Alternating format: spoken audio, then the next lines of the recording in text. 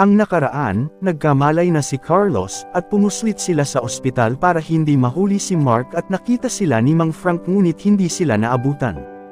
At sa pagpapatuloy ng kwento, ay dinala ni Mark si Carlos kay Cynthia at para ito na ang magdesisyon dito kung ano ang gagawin sa kanya. Nagalit na naman si Cynthia at tinanong bakit mo siya dinala sa akin, mas lalo lang tayong mapapahamak sa mga pinaggagawa mo.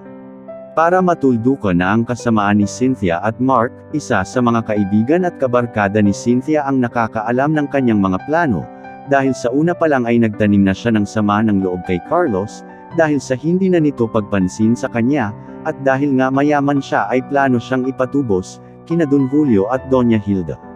Si Bobs ang nakakaalam ng sekreto ni Cynthia dahil nakokonsensya na ito sa nalalaman niya ay minessage niya si Joselito at sinabi kung saan matatagpuan ang mastermind at saktong dinala ni Mark si Carlos kay Cynthia. Sa una hindi siya naniniwala, baka pinaprank lang siya nito at tinawagan niya si Bobs para malaman kung nagsasabi ito ng totoo. At nakumpirma nga niya na totoo at nagpasama siya sa barkada at hindi na ipinaalam sa mga kapulisan at sa mag-asawang Don Julio at Doña Hilda.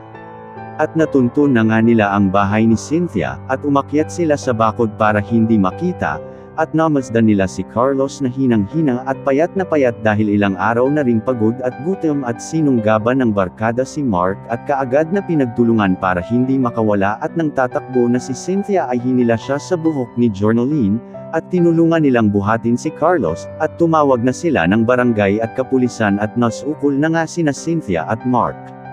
Dinala uli si Carlos sa ospital para sa agarang lunas, para manumbalik uli ang kanyang katawan at masayang-masaya si Joselito dahil nakita na niya ang kanyang kambal at para lang siyang nanalamin sa tuwing minamasdan niya si Carlos. At nang bumalik na uli ang lakas ni Carlos ay tanggap na niya ang buong niyang pagkatao, at umuwi sila sa probinsya para makita niya ang kanyang tunay na mga magulang, at kahit na nakilala na niya sila Aling Isabel at Mang Mario ay nanatili pa rin siya sa mag-asawang Don Julio at Doña Hilda. At naging sila na ni Hana at si Joselito ay patuloy pa rin sa pag-vlog at pag-aaral at naging masaya silang lahat at hanggang dito na lang ang kwentong minsan lang kitang iibigin sa panulat at kathang isip ni Batang Rider.